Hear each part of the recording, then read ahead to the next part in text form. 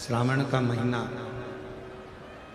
एक ऐसा होता है जिसमें मनुष्य हो, नाग हो,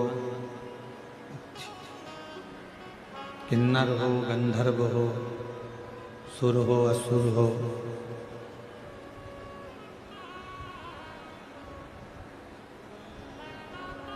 एक छोटा जीव जंतु भी यदि भगवान शंकर के शिवालय तक, भगवान शंकर के मंदिर के सामने तक भी अगर पहुंच जाता है तो भी मेरे देव अधिदेव महादेव कृपा कर ही देते हैं, करुणा कर ही देते हैं।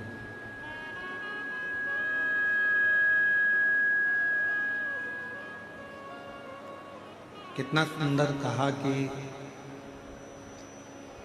समुद्र के तट पर बैठे हुए एक पक्षी, मिठास करो मिठास, समुद्र के तट पर बैठे हुए एक पक्षी ने सत्संग किया।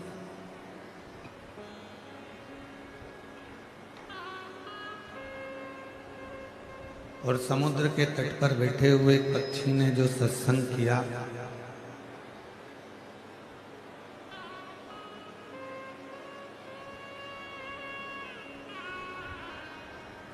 समुद्र के तट पर बैठे हुए पक्षी ने जो सत्संग किया,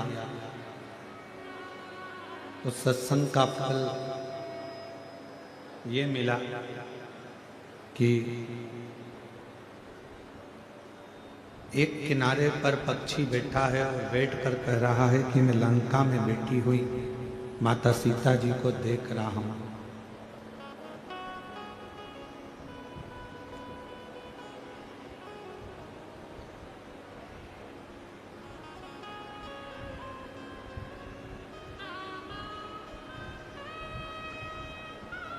केवल एक पक्षी आवाज से गला पकड़ रहा है, बिसिल जैसा हो रहा है, चोंगे जैसा, को मिठाई तो करो उसको, और पीछे की आवाजें खोलो पूरे पंडालों की। समुद्र के तट पर बैठा हुआ है एक पक्षी,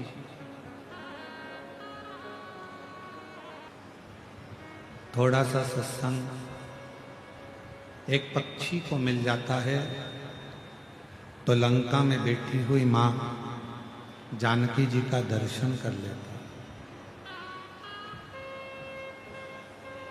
और यदि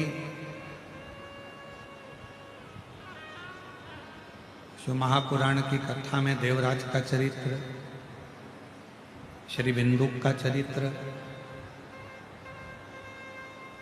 यहां तक कह रहा है कि थोड़ा सा देर का यदि शिव महापुराण की कथा मिल जाती है, थोड़ा सा भगवान शंकर का कथा का रसतत्व ग्रहण करने को मिल जाता है, तो भगवान शिव का भी दर्शन उस जीव को प्राप्त हो जाता है जो भगवान शिव की पवित्र कथा का लाभ ले रहा होता है, जो भगवान शंकर की पवित्र कथा को श्रवण कर रहा होता है। सत्संग, शिव की कथा, भगवान शंकर का चरित्र,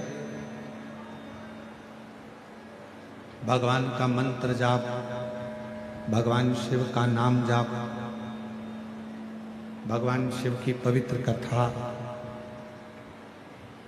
आपके जीवन में कुछ देगी ना देगी, पर इतना जरूर देगी कि अपने जीवन में आपको कभी दुखी नहीं होने देगी और जिंदगी में एक बार शिव का दर्शन जरूर करें।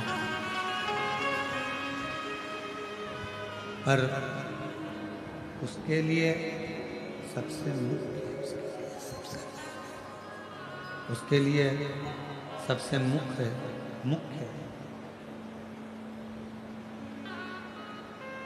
आपका विश्वास, आपका भरोसा, आपकी दृढ़ता, वो मूल है।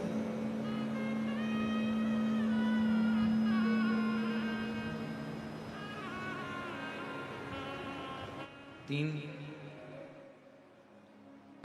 शब्द हैं। एक कर्णप्रिय होता है, दूसरा शब्द होता है वर्णप्रिय, और तीसरे नंबर का शब्द होता है धर्मप्रिय।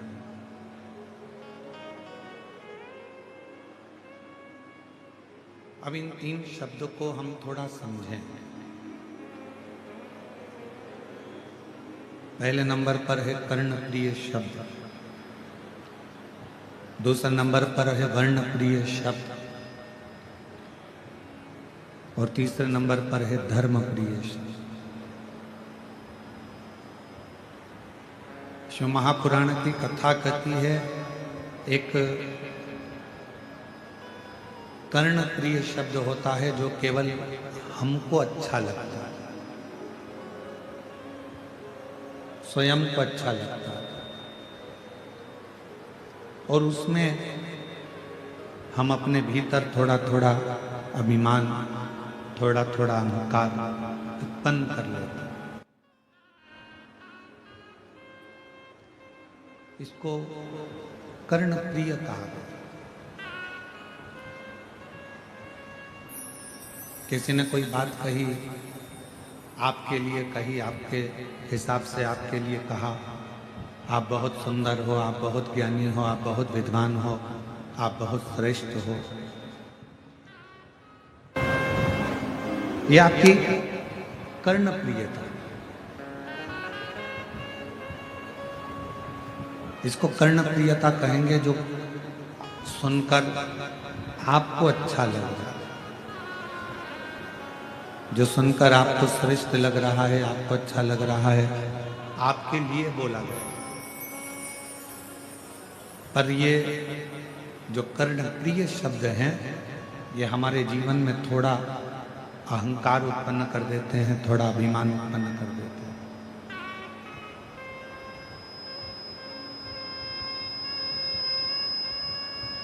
और वो अभिमान फिर हमारे जीवन में हमको दुख लाकर खड़ा कर देता है।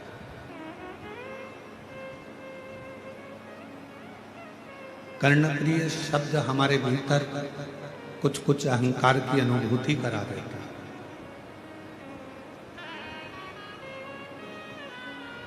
हमारे भीतर अभिमान को प्रकट कर देता है, हमारे भीतर अभिमत्ता को प्रस्तुत कर देता है।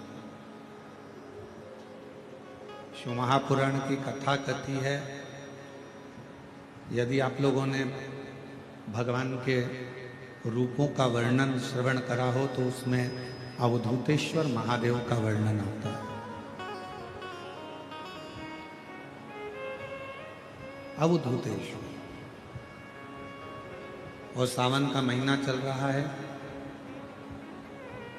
कहते हैं कि श्रावण के महीने में भगवान शंकर के अवधूत रूप का यदि स्मरण किया जाए, श्रवण किया जाए, तो 12 ज्योतिर्लिंग के दर्शन का पुण्य फल उसी कथा में प्राप्त हो जाता है, मात्र अवधूतेश्वर भगवान की कथा के दस्तक को श्रवण करने का। भगवान अवधूतेश्वर की कथा को सुन लेना।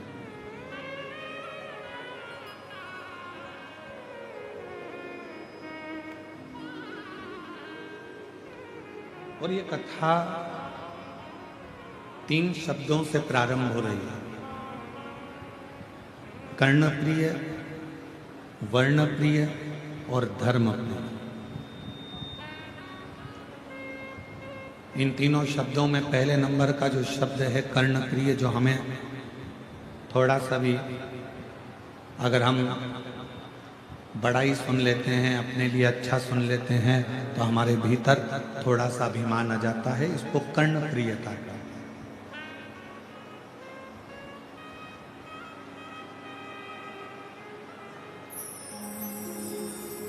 एक बार अवधूतेश्वर महादेव की कथा कहती है, अवधूतेश्वर नाथ की कथा कहती है कि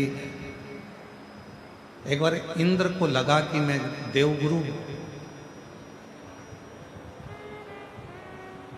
बृहस्पति महाराज के पास में जाता हूं।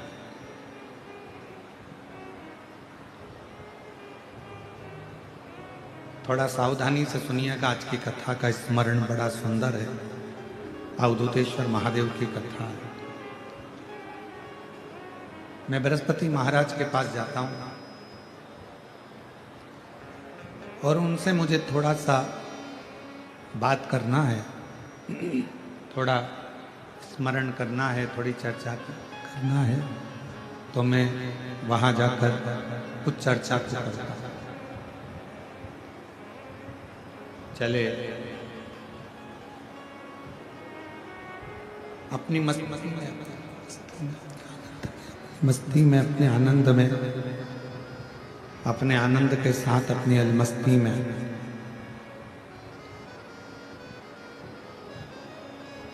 इंद्रदेव ऐरावत पर बैठकर हाइस हाइस आ रही है, हाइस, उसको थोड़ा ठीक करिए। ऐरावत पर बैठकर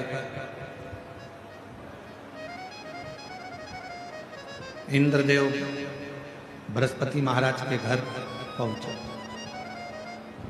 उनके कुटिया में। और बृहस्पति महाराज, शंभु शंभु शंभु, बृहस्पति महाराज की कुटिया में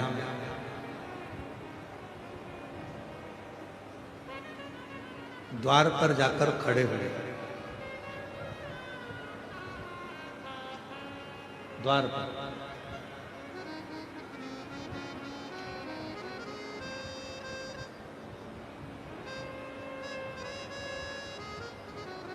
हमारे बीच में शबरी नारायण वाले महाराज जी पधारे हैं। एक बार जोरदार ताली बजाकर स्वागत वंदन। प्रत्येक कथा में आपका आगमन होता है। भगवान देवादिदेव महादेव की प्रत्येक कथा आप अवश्य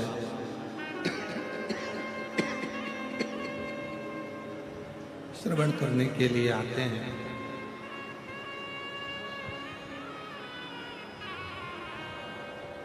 तो अवधूतेश्वर महादेव की कथा कर रही है।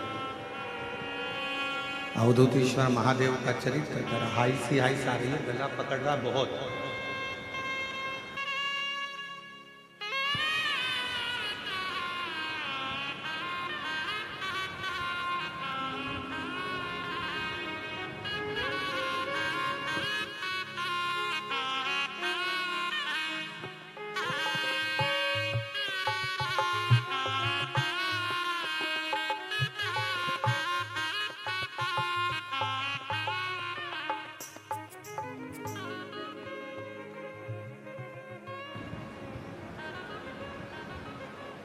अवधूतेश्वर महादेव की कथा कर द्वार पर पहुंचे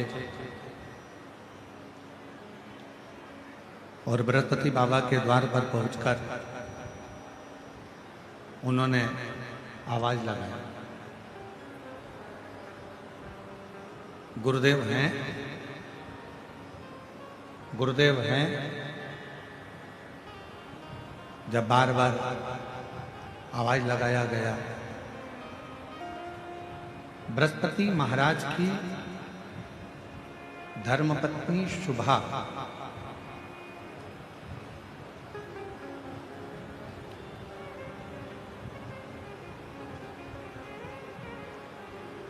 तीन धर्मपत्नियां थी, उसमें पहले नंबर पर थी शुभा, दूसरे नंबर पर थी तारा और तीसरे नंबर पर थी ममता। तो बृहस्पति महाराज की जो पहले नंबर की जो धर्म पत्नी है शुभा, वो डूबी हुई थी। इंद्रदेव ने दरवाजे पर पहुंचकर फिर आवाज दी, फिर वापिस आवाज दी गई, पर शुभा अपनी पूजन को छोड़कर, अपनी आराधना को छोड़कर उठी नहीं। वो अपनी आराधना में लगी हुई है। बस ठीक है, परंतु अंदर की आवाज नहीं आ रही, बाकी बाहर ठीक है।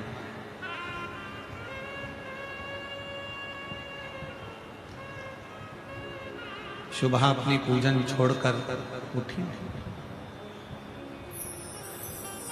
इंद्रदेव ने फिर आवाज दी और इंद्रदेव ने वापस आवाज लगाई, पर शुभा के कानों में ऐसा नहीं कि शब्द नहीं जा रहा था। बृहस्पति बाबा की धर्मपत्नी के कानों में शब्द जा रहा था,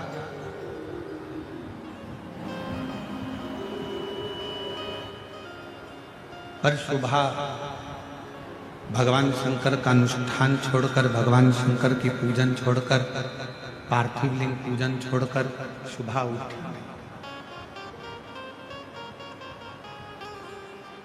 शिव महापुराण की कथा कहती,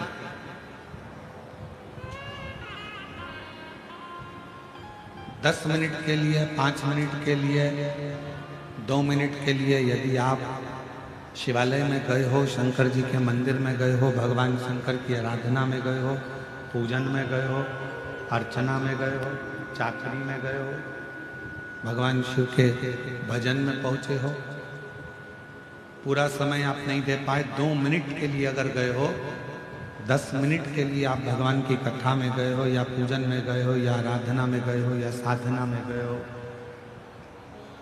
तो वो 2 मिनट आपका फिर दूसरों के लिए नहीं होना चाहिए। फिर वो 2 मिनट आपका उस परमात्मा के लिए होना चाहिए जिसका तुम मंत्र जाप करने के लिए, जिसका तुम भजन करने के लिए, जिसका तुम स्मरण करने के लिए आया।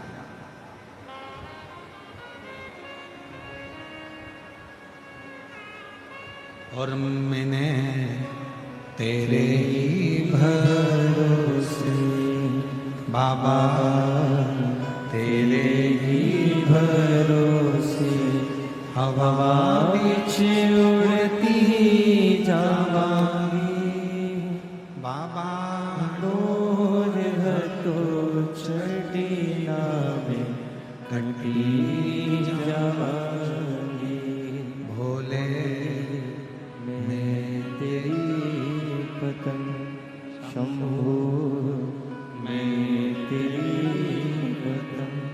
हवा विच उड़ती जावांगी बाबा, डोर है तो छड़ीना में कटी जावांगी। जितनी देर आप भगवान शिव की आराधना में लगा रहे हैं, जितनी देर आप भगवान शंकर को दे रहे हैं, 2 मिनट भी अगर आप भगवान शिव को दे रहे हैं, 5 मिनट भी आप यदि भगवान शंकर को दे रहे हैं, तो उस 5 मिनट पूरा शिव का, पूरा शिव।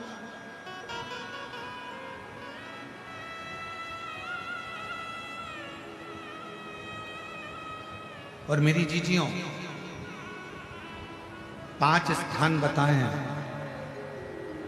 एक जनी को भेज के यहाँ का वैक्सीन चेक करें। 5 स्थान बताएं, मिले तुमको लगे कि अब मेरे को भगवान को दीप लगाना, दिया लगाना। 5 स्थान पर तुम्हारे ध्यान की केंद्रता होना चाहिए। पहले नंबर पर दीप लगाते समय, जिस समय पर भगवान को आप लोग दीपक लगाते हैं, दिया लगाते हैं, किसी से चर्चा मत करो, फालतू की कोई बात नहीं होना चाहिए। दीप लगाना मतलब ज्योति को उत्पन्न करना, और ज्योति को उत्पन्न करना मतलब ज्योतिर्लिंग को प्रकट करना। दीप की जो ज्योति होती है, दीप की जो ज्योति प्रकट होती है, दीपक की जो ज्योति होती है, वो भी ज्योतिर्लिंग का ही प्रतीक होती है।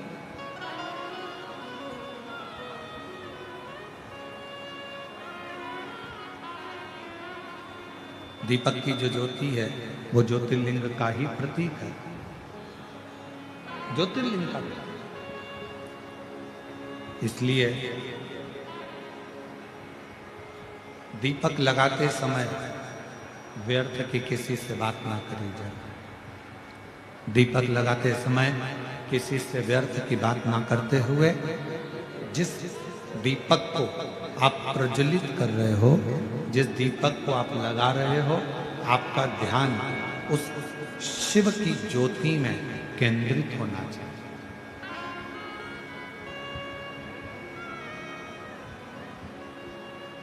भगवान शंकर की ज्योति में आपका ध्यान केंद्रित।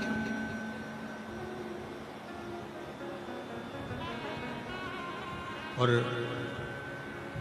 शिव की ज्योति में जब आपका ध्यान केंद्रित होगा, भगवान शंकर की ज्योति में जब आपका ध्यान केंद्रित होगा, तब आप स्वयं भगवान शिव का साक्षीकरण 2 क्षण में कर लो। तो दीप जलाते समय चाहे मंदिर में दीपक लगाओ, चाहे घर के अंदर मंदिर में दीपक लगाओ, चाहे बेलपत्र के वृक्ष के नीचे दीपक लगाओ, चाहे आंवले के वृक्ष के नीचे दीपक लगाओ, चाहे आप घर के दरवाजे पर दीपक लगाओ। दीपक लगाते समय तुम्हारा ध्यान केंद्रित दीप में जो ज्योति है, ज्योति में जो शिवलिंग है, ज्योतिर्लिंग है, उस ज्योति का दर्शन करते समय अपने ध्यान को केंद्रित। दूसरा, भगवान शंकर को, सूर्य नारायण भगवान को, तुलसा महारानी को, बेलपत्र को, आंवले के वृक्ष को, पीपल के वृक्ष को, बट वृक्ष को, शमी वृक्ष को जब आप जल चढ़ाएं, तो जल चढ़ाते समय भी व्यर्थ की बातें ना करते हुए, जल चढ़ाते समय जल की जो धार है, उस धार पर अपना ध्यान केंद्रित होना चाहिए।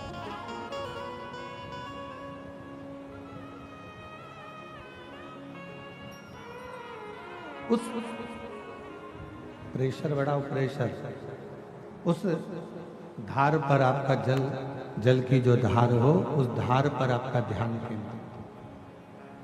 दीपक की ज्योति पर आपका ध्यान केंद्रित हो, जल की धार पर आपका ध्यान केंद्रित हो। तीसरे नंबर पर कहा गया, तीसरा स्थान जो कहा गया, जब भगवान शंकर के मंदिर में, देवता के मंदिर में, देवालय में, शिवालय में जब आप भगवान को प्रणाम करने के लिए, नमन करने के लिए नीचे झुके हो, उस समय पर आपका ध्यान भगवान के चरणारविंद में केंद्रित होना चाहिए। ये तीसरे नंबर का स्थान है।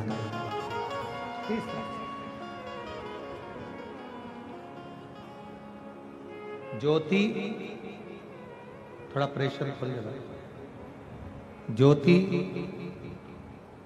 जलधार, चरणारविंद को नमन करना, तीसरी।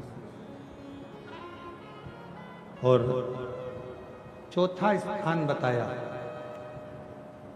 नंदी के पास जब आप बैठो। हमने पहले भी कथा में कहा, जब कोई बहुत ज्यादा, बहुत बड़ा कोई तकलीफ, कोई कष्ट, कोई दुख, कोई परेशानी आपकी जिंदगी में यदि आ गई हो, तो नंदी के पास शंकर जी को जल चढ़ाने के बाद 2 मिनट, 2 क्षण, 1 मिनट, 5 मिनट, जितना मिल जाए, आधा मिनट, 1 सेकंड नंदी के पास बैठना चाहिए। नंदी के, और कौन सा स्थान बताया, तो कहा नंदी का जो पांव आगे का एक चरण नंदी का उठा हुआ रहता है। दर्शन करें आप लोगों ने? किस किस ने करें? जरा हाथ उठाओ। करें सब लोगों ने? नंदी का आगे का एक पांव उठा हुआ होता है। तो नंदी, जब तुम कोई विषम परिस्थिति में हो, बहुत टेंशन में हो, बहुत तकलीफ में हो, बहुत कष्ट में हो और बहुत ज़्यादा कोई डिप्रेशन में हो, कोई चिंता में हो, कोई बात अगर तकलीफ की है, तो नंदी का जो पांव उठा हुआ रहता है उस पांव के पास में थोड़ी देर, नंदी के साइड में थोड़ी देर, 1 सेकंड, आधा सेकंड, आधा मिनट, 1 मिनट, 2 मिनट, 5 मिनट, जितना आप बैठो और थोड़ी देर बैठकर बाबा की ओर ध्यान को केंद्रित करो और अपने मन की बात कह दो। वो चौथा स्थान बताया मन को केंद्रित करने।